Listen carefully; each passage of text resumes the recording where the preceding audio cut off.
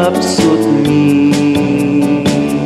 panakabakawan pagkurangan mi iturong mo ako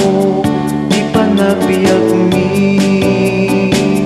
di ayat di Dios hintay rambakan grasya na asagot pagrarama